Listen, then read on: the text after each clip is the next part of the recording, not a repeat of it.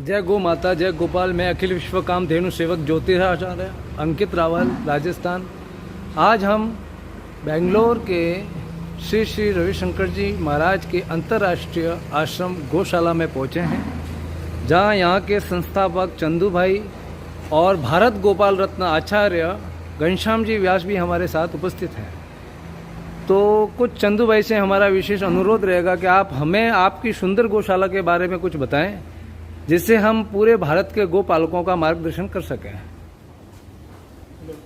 अभी मैं तो बताना यही है कि देखो, गौशालाएं बहुत अलग अलग प्रकार से जो चल रही है, तो उसमें कई सारी गौशाला ऐसी होती है जो ब्रीडिंग के ऊपर काम करती है, कई सारी गौशाला ऐसी है जो दूध के विषय पे ऊपर काम करती है, कहीं ऐसी है कि बीमार गायों की गौशाला काम करती है, फिर कहीं है कि गवर्नमेंट के फायदे के लिए काम करती है, कहीं अपने डोनेशन लेके चलाने के लिए काम करती है, और एक होता है कि अपने शौक से काम करती है।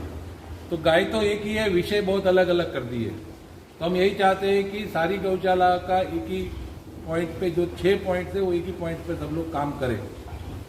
तो ऐसे हमने यहाँ पे एक मॉडल बना के रखा है। तो यहाँ पे अभी मेरे पास 1300 प्लस गाय है, और ज़्यादातर गाय मेरे पास गिर है, और हमने 2 गाय से चालू किया था यहाँ पे 2002 में।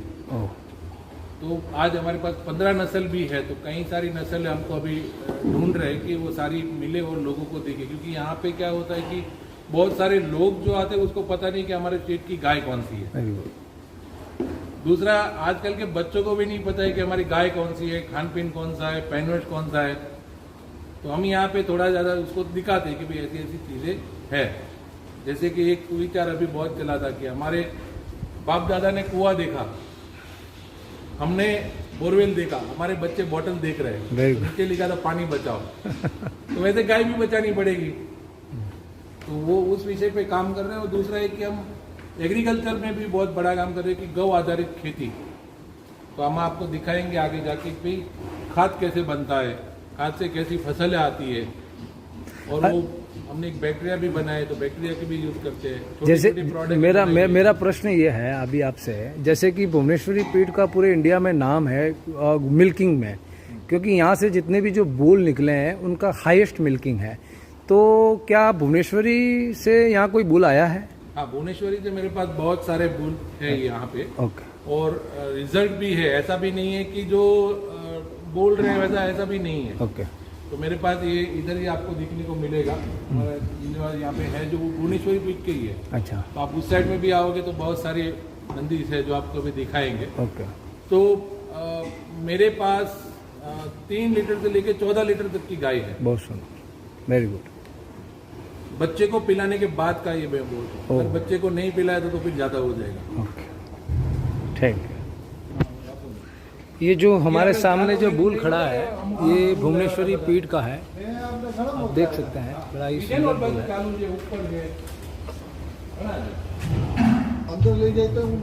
ये बड़ा सुंदर बूल है, बड़ा ही विशाल काया है इसकी, देख सकते हैं।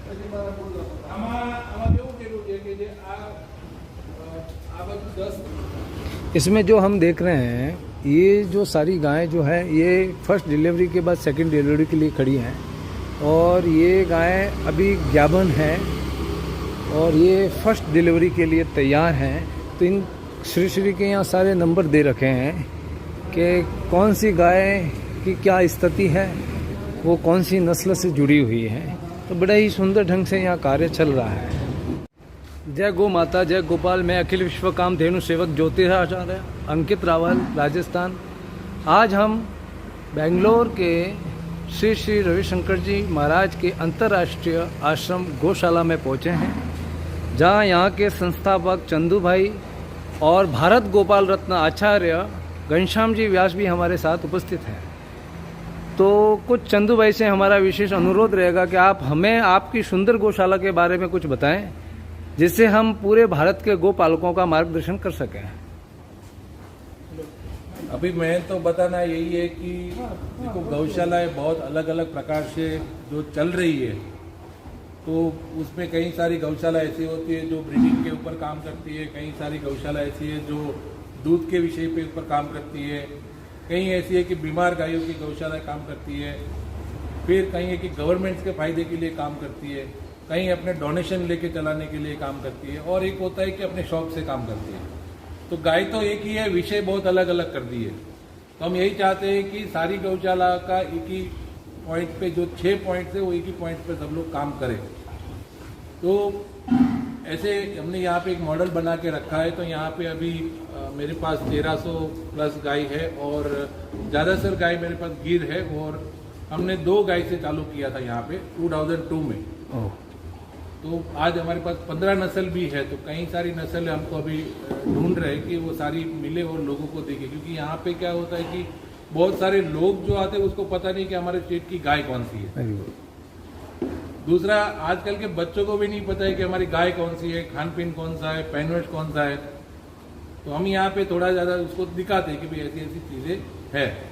जैसे कि एक विचार अभी बहुत चला था कि हमारे बाप दादा ने कुआं देखा, हमने बोरवेल देखा, हमारे बच्चे बॉटल देख रहे हैं, नीचे लिखा था पानी बचाओ। तो वैसे गाय भी बचानी पड़ेगी। तो वो उस विषय पे काम कर रहे हैं। और दूसरा है कि हम एग्रीकल्चर में भी बहुत बड़ा काम कर रहे हैं कि गौ आधारित खेती। तो हम आपको दिखाएंगे आगे जाके कि खाद कैसे बनता है, खाद से कैसी फसलें आती है, और वो हमने एक बैक्टीरिया भी बनाया है, तो बैक्टीरिया के भी यूज करते हैं। जैसे मेरा प्रश्न ये है अभी आपसे, जैसे कि भुवनेश्वरी पीठ का पूरे इंडिया में नाम है मिल्किंग में, क्योंकि यहाँ से जितने भी जो बुल निकले हैं उनका हाईएस्ट मिल्किंग है। तो क्या भुवनेश्वरी से यहाँ कोई बुल आया है? हाँ, भुवनेश्वरी से मेरे पास बहुत सारे बुल है यहाँ पे। और रिजल्ट भी है, ऐसा भी नहीं है कि जो बोल रहे हैं वैसा ऐसा भी नहीं है। तो मेरे पास ये इधर ही आपको दिखने को मिलेगा, यहाँ पे है जो भुवनेश्वरी पीठ के ही है। अच्छा। तो आप उस साइड में भी आओगे तो बहुत सारे नंदी है जो आपको अभी दिखाएंगे। तो मेरे पास 3 लीटर से लेकर 14 लीटर तक की गाय है। बहुत सुंदर, वेरी गुड। बच्चे को पिलाने के बाद का ये मैं बोलता हूँ, अगर बच्चे को नहीं पिलाया तो फिर ज्यादा हो जाएगा। Thank you. ये जो हमारे सामने जो बुल खड़ा है ये भुवनेश्वरी पीठ का है, आप देख सकते हैं, बड़ा ही सुंदर बुल है।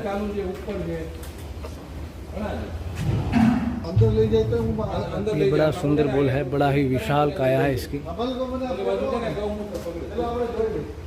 देख सकते हैं।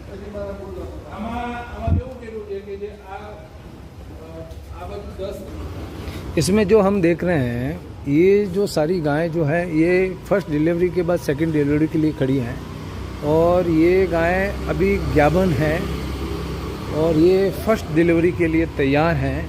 तो इन श्री के यहाँ सारे नंबर दे रखे हैं कि कौन सी गाय की क्या स्थिति है, वो कौन सी नस्ल से जुड़ी हुई है। तो बड़ा ही सुंदर ढंग से यहाँ कार्य चल रहा है।